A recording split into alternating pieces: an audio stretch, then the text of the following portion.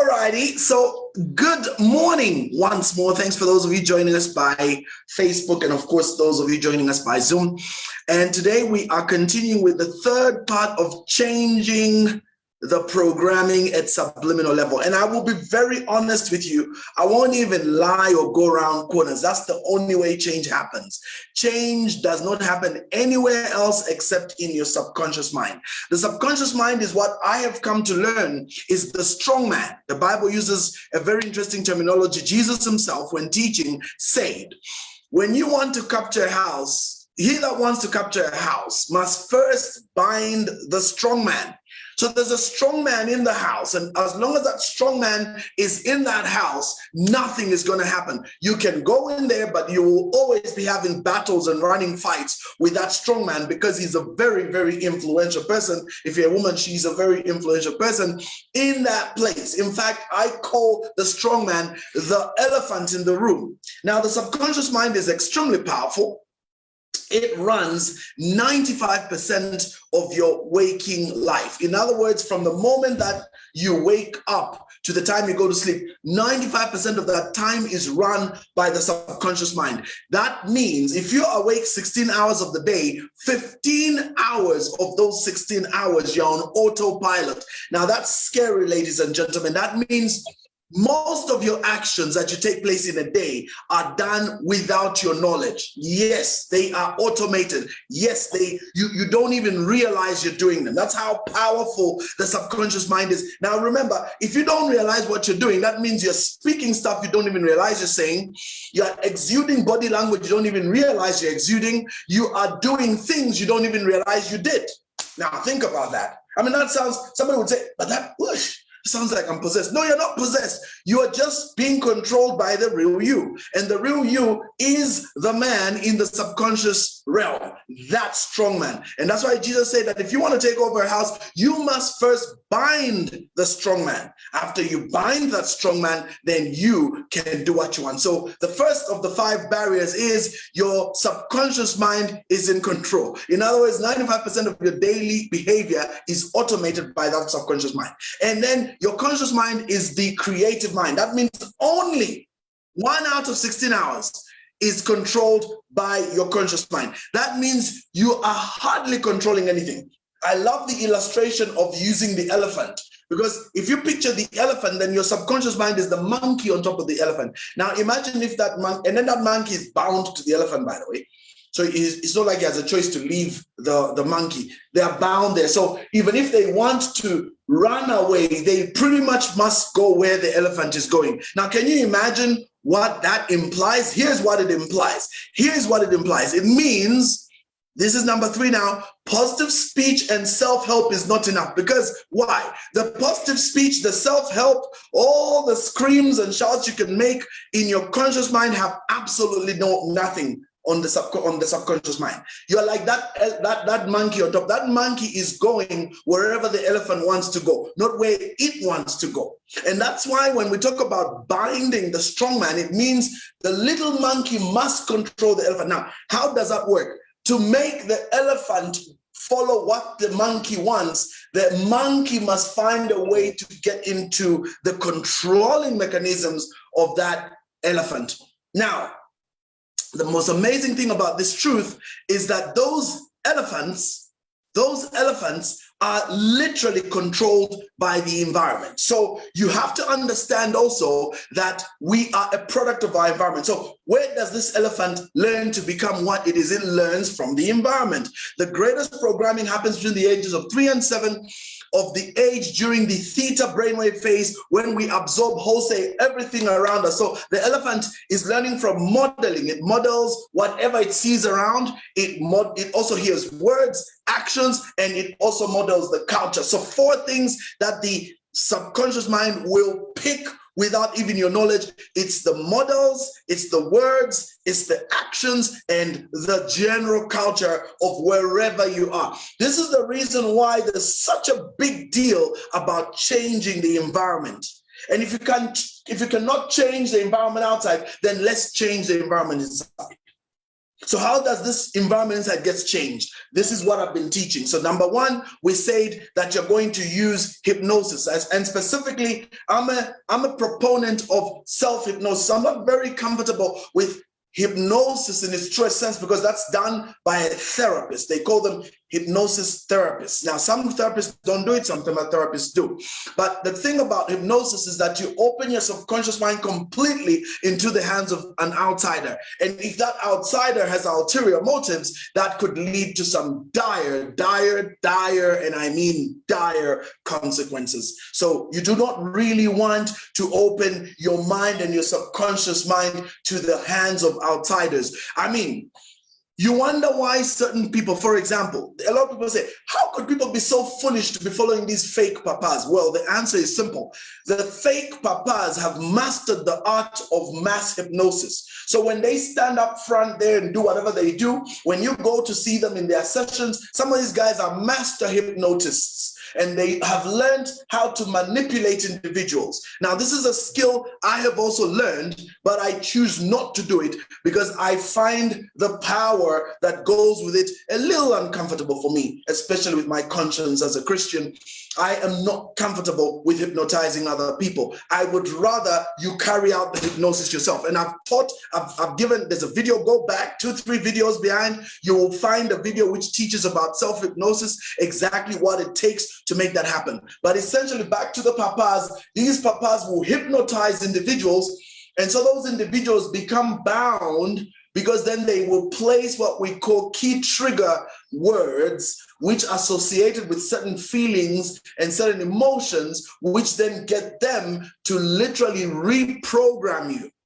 So if you want to understand the concept of programming, think of television. It does a very similar thing, because with television, it doesn't take you down to the theta brainwave, but it will bring you to the alpha brainwave.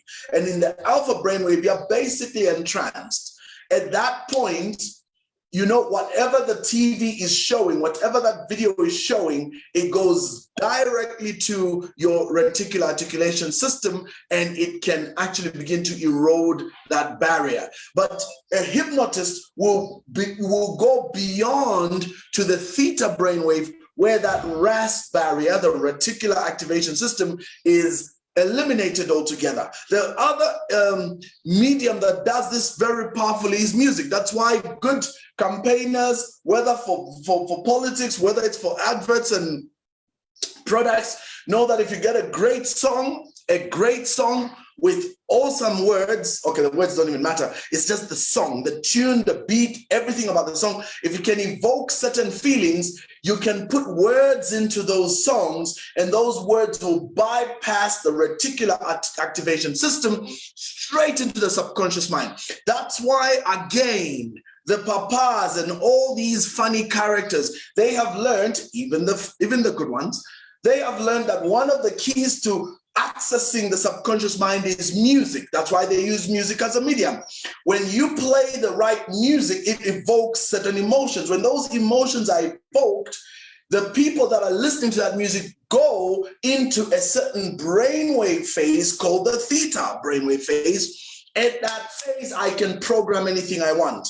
That's why some people are like, oh, man, do not reverse it. Shh. You know, I mean, people love that stuff. Or, you know, don't you ever, you know, you love the song, it didn't make sense, but it just evoked the right feelings. That's the power of mass hypnosis. And if you've got the right song at the right time, it will do the job. Don't think it was coincidence that Tiende Pamos Indim Timaumo. There was power in that song. And that song was able to push the message. You see, it could push that message directly into the subconscious mind, and people found they were able to obey the words of the song. Let us go together with one heart. Unipitie, kaunda tie, let's go together. Ayuth tie, you know, akulu tie. You know, the idea is the music. So I don't know if I'm making sense to somebody listening to me out there, but you have to understand that this concept is very powerful. So self-hypnosis is what we teach. Then we also taught about repetition, that you repeat in a meditative style as taught in scripture, and that will change. So today I'm on the third one, which we call high impact events. So what, ladies and gentlemen, is a high impact event? What exactly is that? Now I'm going to show you this morning exactly what that is. A high impact event, ladies and gentlemen, is an event that occurs in your life for whatever reason, and it leads to a momentary shock to the system. So it shocks the system. You see, remember that between your conscious mind and your subconscious mind is something called the reticular activation system. This system is like a barrier, it's a filter, and it works to stop whatever you have programmed the subconscious mind to receive. That's so interesting. This reticular activation system is programmed, just like the subconscious mind is programmed. And what are the chief programs? I already told you: models, words, and of course the environment, and something else it's just slipped my mind. So these four things are programmed the subconscious mind every day from the moment that you wake up to the time you go to sleep. Now, in a high impact event, the event is usually so profound and so powerful, it shocks everything. You literally get a shock of your life. And what this shock does is it destroys completely every barrier for that moment relating to who you are and what you are. That barrier that stops access to the subconscious mind is temporarily destroyed. That's what a high impact event is. So let's look at some examples of high impact events. The first one I could think of right now has got to be a crisis. All right, so it could be any crisis. It could be an accident. It could be a very, bad breakup, usually like a divorce or whatever, some season of your life. It could be a loss of your job. It could be a transformation of your life as you know it. One thing about a crisis is that when it comes, it completely changes the atmosphere as well as the overall flow of things. So it's a disruption. That's what basically a crisis is. It's a disruption. So and are flowing in a particular way, and then something happens and boom, everything is changed. It's just not the same anymore. When Dr. Nelly was teaching on Saturday, she used the word which now I start using all the time. A crisis of this nature is what I would call in the Bible, and it came to pass. That's what I would call it, and it came to pass. Normally, it means there's a flow of a story, and then something happens, and it came to pass in that time. Something happened, and it broke the flow. It broke the norm. It broke the order of things. Everything just took a sudden twist and went in a different direction. That, my friends, is what we call a high impact event. Now, this is a crisis I speak of. So what do crises do to people? Crisis lead to something profound that has actually stood as a barrier for thousands of people throughout lives. A lot of people, even those of you listening to me right now in this message here, you are probably suffering from a crisis or two that occurred in your past. Because essentially, in my lessons, the five, I call it Unleashing Your Destiny, and I talk about the 5 steps to destiny. And in these 5 steps to destiny, the 5th step is monitor your progress. And under the 5th step, I speak about something called Detours to Destiny. Now, these detours to destiny, the first detour is known as what do we call it? Time travel or living in the past. So time travel or living in the past. Now, in these two, essentially, it's the same thing. What basically happens to an individual is they go through a high impact event, which is what I'm speaking of. And then this high impact event changes life as they know it. And then as a result of that, they are left indelibly marked by it. So that means even as they proceed into the future, this event leaves an indelible mark. It leaves an impact. It leaves an impact in their life. And the issue is that a positive or negative impact? Now, that's totally dependent on the programming of your mind. But for everybody, it leaves an indelible mark. So there are 2 types of impacts. There's a positive and a negative living in the past impact. And I'm going to get to another type of high impact event, but I want to speak first about this crisis. So in this particular case, this impact is so profound that these individuals are left, for lack of a better word, marked. So call it a scar. Now that's interesting. So it could be a breakup, like I say, it could be an accident, it could be, whatever. And this thing happens to them, and then they are left indelibly marked by it, so that everything going into the future is seen through the light of this event. So you find people cannot get into healthy relationships anymore because they were marked by this event. You find people carry bitterness and unforgiveness because they were marked by this event. And so with this bitterness and unforgiveness, what happens? Their life just gets progressively worse because you can't live with that form of bitterness. I already demonstrated to you personality traits and all these things come from events in our past as a result of something in the environment, and then it goes on to completely mark your personality and take you downward. You just never go back up. You never recover because you are messed up by that event. It's called a high impact event. This kind of events, this kind of crisis will change your subconscious mind. That's how powerful they are. And you see, it's not just this negative event that happens to you. This also works positively. Now, let me show you how it works positively in a negative way. You go through an event in your life. You get promoted. You become somebody very important, very famous, somebody who's got authority. And then that season of your life passes. And now you have to go to the next season. And unfortunately, you do not know how to transition from season to season. This is another very powerful spirit we ought to all learn. The Bible teaches us that David, amongst his men, had a group of men who were the sons of Issachar. And the Bible teaches that those sons of Issachar knew how to read the times and the season and to tell Israel what it ought to do. May many of you become like sons of Issachar. You have to have this knowledge to read the times, knowledge to understand the seasons when they change, because they will change. Hello, somebody. Yep. I turned 50. I'm not a spring chicken anymore. Now, it doesn't mean I'm old. Age is only a number, but to be honest, there are things I will not be able to do at my age that I could do half my age at 25. So we have to learn to know and understand the seasons of our life and to harness those seasons. But if you are caught in this event in your past, you might refuse it. Now, here's the negative part. So you were a spring chicken, you were really great at one point in your life, but now you're a 50-year-old, you're getting into the eldership stage, but you refuse to accept that you're growing older. So you start behaving like a silly kid when you're an older person. You start dressing weird. So they call it, what do they call it? They call it a midlife crisis. Yeah, you start going through a midlife crisis because you're refusing to accept kuti, Cindy spring chicken yai. You're an ex-layer number. So as an ex-layer, you are just not the same person. So unfortunately for many people, this is something they can't handle. And so they end up going into a crisis. Okay? So this is very, very important to understand. Now, these are events that have an impact. Some people go into depression because they have an impact. You see, it works on the subconscious mind. And the Bible says, out of the abundance of the heart, the mouth speaks.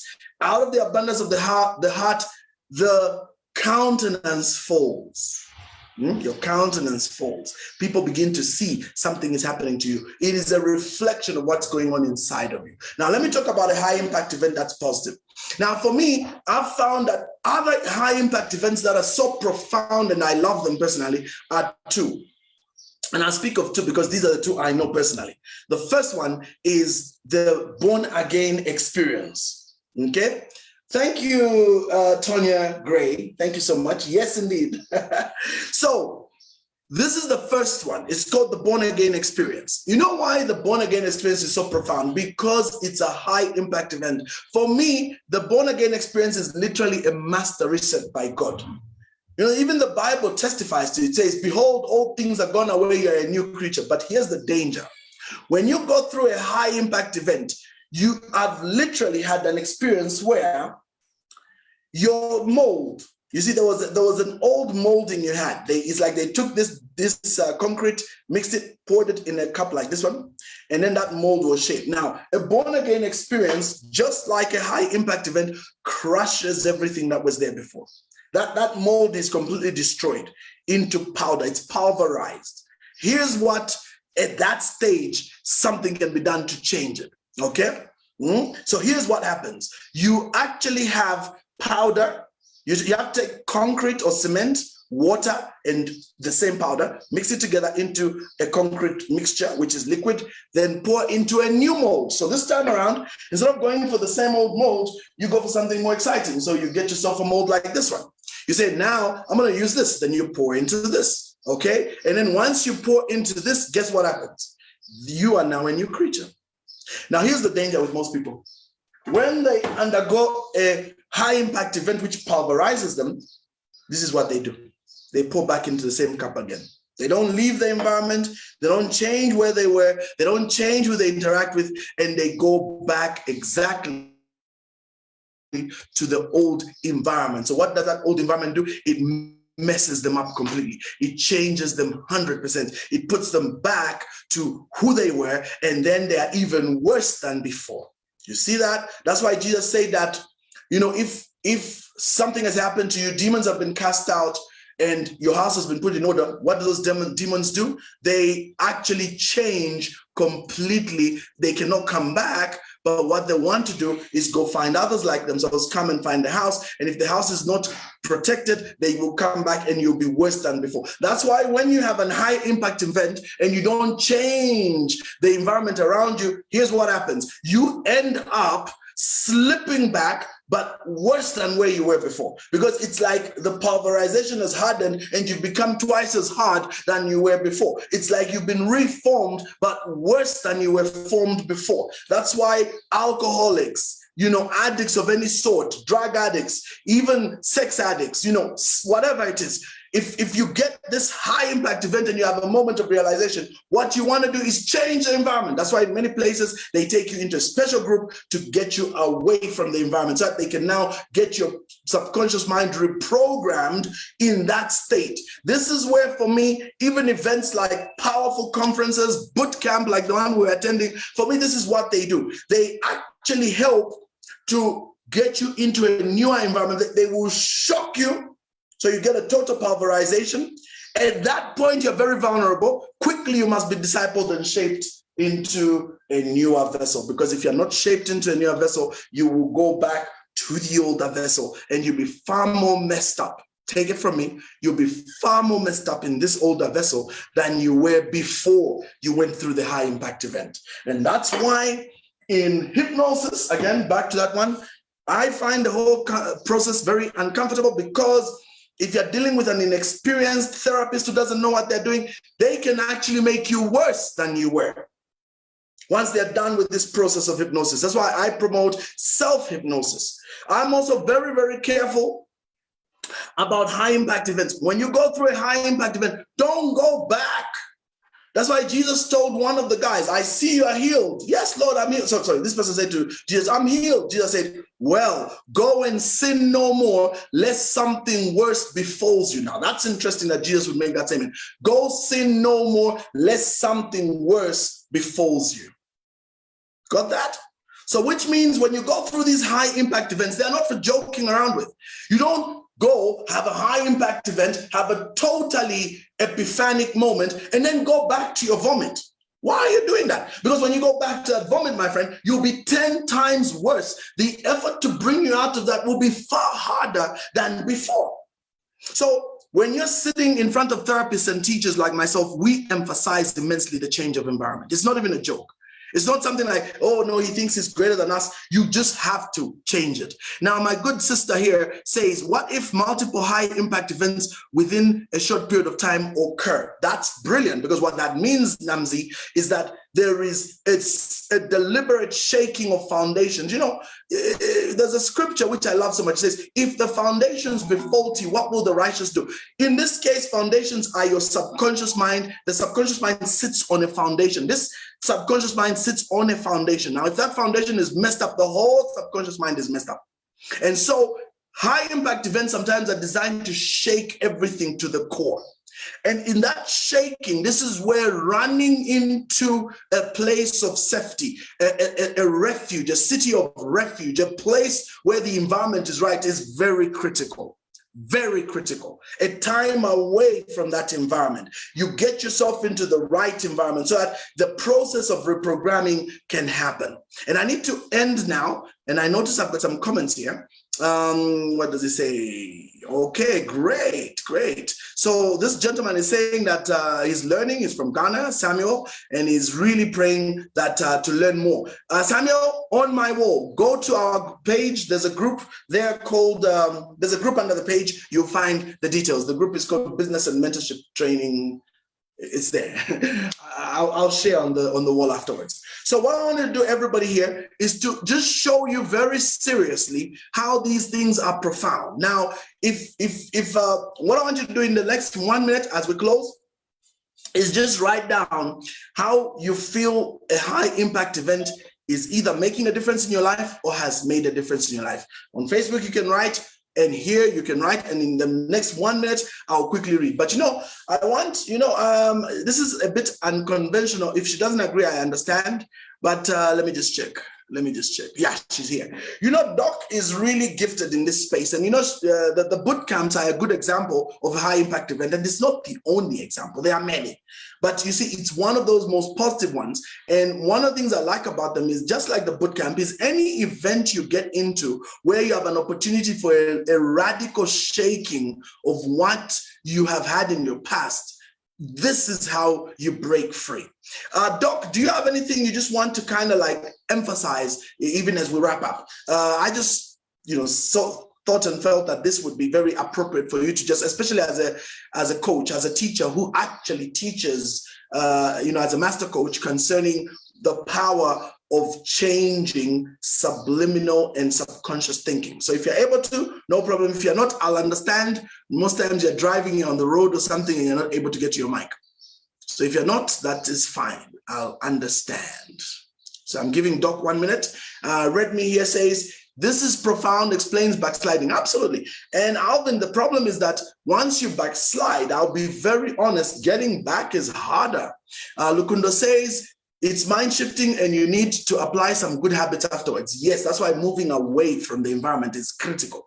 Ngoza says, the coach, she says, so far I've had 3 high impact events this quarter alone and I'm being shifted big time. I can testify, my sister, it is so true. There are so many issues we carry, all of us, and we need major, major, major shifting. Tonya says, the change is retirement from my job and I have to start over now. I must go to college to enhance new skills for the job market. The high impact event was working in a hostile environment in the military, which was caused by PTSD, which is post-traumatic stress disorder. I'm in the mind state where I don't want anyone around me. I'm self-assessing to improve my mental state to move forward. Very, very good. They say that the first step to transformation is realization. So if you want to transform, you must realize. As you listen to my message this morning, has it made a difference? Is there a sense of realization? Then what I'm saying to you is you now need to take the next bold step. And the next bold step is to find a way to shift. You must shift. And some of this shift is very drastic. I'll close with this. Jesus said something profound. He said, if you realize that your eye causes you to sin, or if you realize that your limb is causing you to sin, very drastic. What did he say?